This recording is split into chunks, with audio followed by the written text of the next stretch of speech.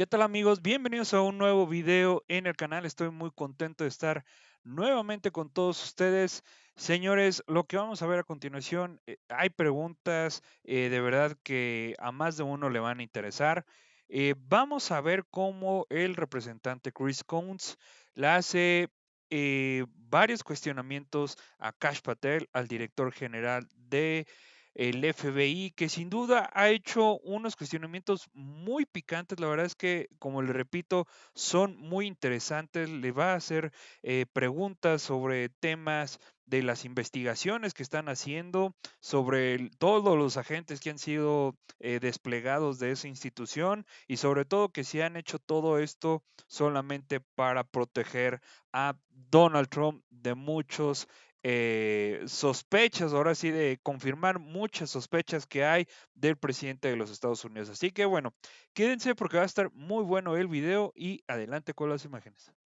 Chairman Grassley, thank you, Chairman, for calling this hearing. I'm grateful we're continuing this committee's a long tradition of oversight, and in particularly today, oversight of the FBI. Director Patel, thank you for being here. There's a number of issues I hope that we can speak to. I want to start by reading something you said to me during your confirmation hearing under oath. I have no interest, no desire, and will not, if confirmed, go backwards. There will be no politicization at the FBI. Then you looked me in the eyes and said there will be no retribution actions taken by the FBI should I be confirmed as director. I told you that in your office. I tell you that again today. I'm concerned that that's not what's happened, that since you took over as director, you've cleaned house or forced out senior leaders across the Bureau, in particular targeting those that worked on investigations of President Trump. The former acting director has just sued you for firing him for political reasons. So did a leader in the DC field office.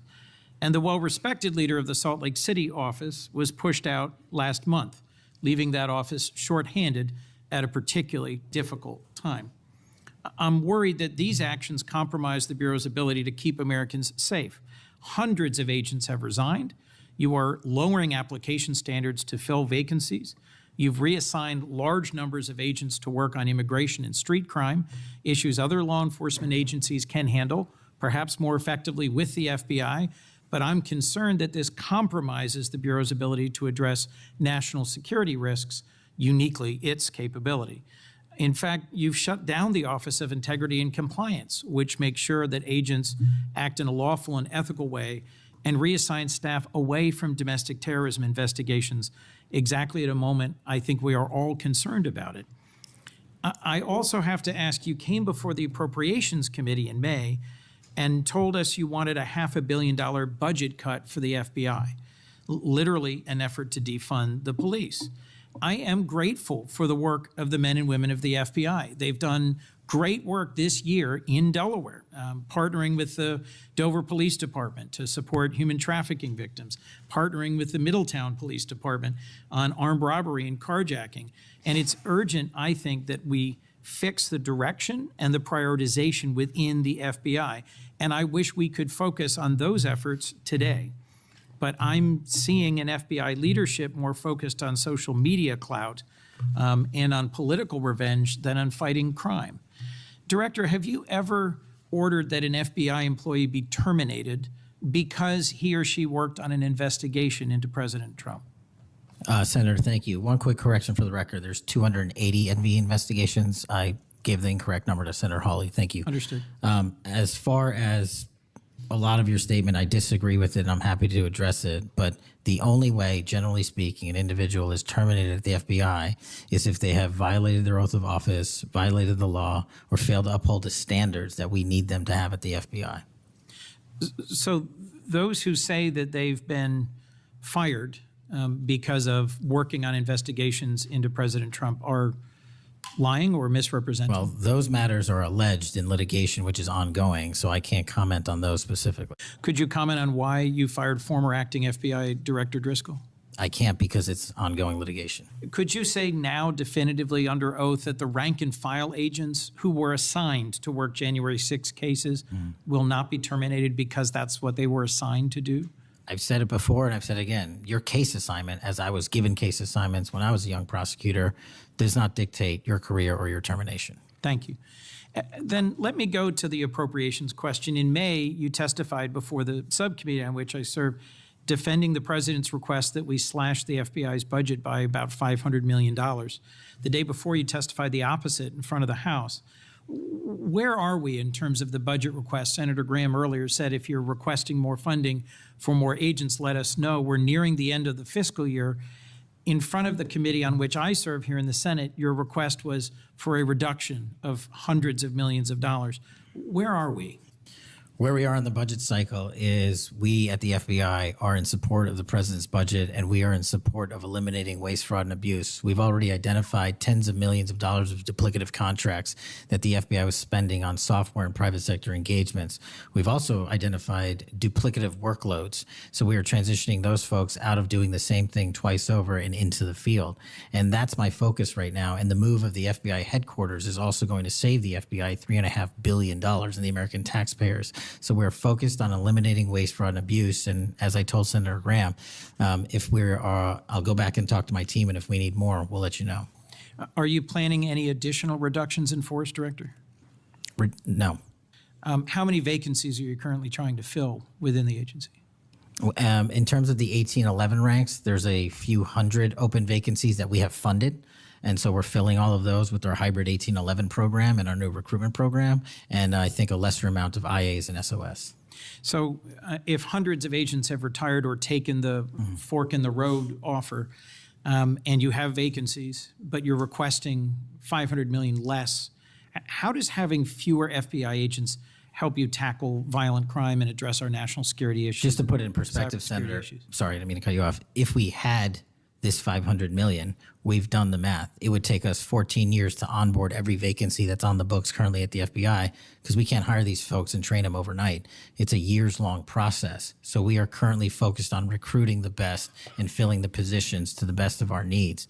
And we, even if we had this extra money, wouldn't be able to hire them overnight. We're looking for where the need is greatest, where in the country we need to send them, and how we can change the training requirements, which is why I'm thrilled to have police officers. They might not have a college degree, but they got the street smarts and the cop smarts to become FBI agents, and that's what we want. Let me turn to Section 702. Yes, sir. When you testified in front of the CJS subcommittee, we talked about this issue. You told me you were in favor of reauthorizing FISA Section 702 when it expires next year, Right. so long as the reforms implemented last year, reforms like better training for agents and real consequences for inappropriate searches of Americans' communications, were maintained. You also said that you had some ideas about how to make Section 702 better going forward. Can you give me an update on the FBI's implementation of these reforms and the direction you think it should go? Absolutely. I think you're referring to the query process, and if you're not, let me know. But any instance of abuse or mistakes that were made in the query process have now been changed. It used to be you can make multiple mistakes and continue to access the query database system. I've changed that. If you make a mistake, you're immediately sidelined, a review is conducted. And if it was an actual mistake, i.e., there should have been S on the end of that name and there wasn't, then we put you back in. But we have to review those matters. So that's happening. And if there was an intentional mistake, you have no more access to the 702 query system and its database. So we've also done an audit of the entire 702 system and the query databases. And now we are nearly 100% of the audit. And I think we found one or two, I'll have to get back to you, quote unquote mistakes within that system, which are currently being reviewed. Thank you. You had told me in May that you'd send me updated statistics about the Section 702 searches of Americans' data. I haven't received it. When will I get that? I'll work with my team to get that to you, Senator. And frankly, in May, when you were testifying that you were implementing these reforms, you were also closing down the Office of Internal Auditing at the FBI. Now, that was the office created in the first Trump administration to improve the Bureau's compliance with Section 702. How is that working out? How can you continue to advocate for robust civil liberty protections but shut down the office that was created to enforce those safeguards? Help me understand this. Absolutely, Senator. This is a great example of sort of duplicative work. both, there was two divisions in the FBI working on this, and all we did was the inspection division, which is the leader in this query system and this audit system, has now been given the single source mandate to conduct these. So the OIA, its elimination is just taking folks who were working there and were experts in it and folded in under the inspection division, and then taking other folks that we didn't need because we had enough manpower and pushing them elsewhere in the FBI. I'm concerned about the rise in threats against members of our judiciary. What are you Yes, sir. doing with the U.S. Marshal Service to help protect our federal judges and with state and local judicial systems to help provide some of the expertise of the FBI in protecting them as well? I share your concern, Senator. We have 35 open investigations, 17 against federal judges, and the remainder against state court judges and threats that they have received. And as you know, federally, there's a specific statute which prohibits that. So we are working up those cases and referring them to prosecution where we can meet the threshold for evidence. In your written testimony, you referenced how Counter-UAS legislation expires and we need to resolve the conflict in jurisdiction and authority. I agree, this is an urgent concern. I have heard from state and local law enforcement about it, from the folks responsible for major events, whether it's sports or concerts or public events. Given the tragic increase in political violence, I'm very concerned about the misuse of drones and the potential of there being a catastrophic event. What could we do to address this challenge? Well, obviously, reauthorizing the capabilities that we have under the Counter-UAS program. But just to highlight what the FBI is specifically doing, we've been given the mandate to work with DHS to secure not just the Club World Cup that we had, by the way, which occurred in 32 matches across the country without any significant incident, which we're proud of. And we're taking that model for the next World Cup and also the Olympics. But the reason I bring that up is because we pushed out our Counter-UAS programs to address the security needs, and that's where our focus is on events like that. Mr. Director, thank you for your testimony. I look forward to working on actually solving criminal problems and reducing the extent to which what we're going back and forth about is more political and partisan point scoring and more actually solving crimes for the American people. Yes, sir. Senator Kennedy. Bien, señores, pues si vimos esta intervención por parte de Chris Coons, la verdad es que no fue tan, digamos, explosiva, pero sí hizo ciertos cuestionamientos que la verdad son muy interesantes para analizar, obviamente, toda esta cuestión de que todos los agentes que han estado corriendo, la verdad es que ha sido sumamente sospechoso. Vamos a ver si está diciendo la verdad con el tiempo Kash Patel, porque sin duda han sido movimientos muy polémicos. La verdad es que han sido muy polémicos, donde muy casualmente siempre sale beneficiado el presidente Donald Trump. Pero bueno, señores, hasta aquí el video. Me encantó estar nuevamente con todos ustedes. ¿Qué opinan al respecto? Suscríbanse, es totalmente gratis, es solamente para que ustedes no se pierdan los videos que se publican todos los días aquí en el canal. Y bueno, me encantaría saber su opinión al respecto, así que los leo. Les mando un abrazo y nos vemos mañana con más contenido. Bye bye.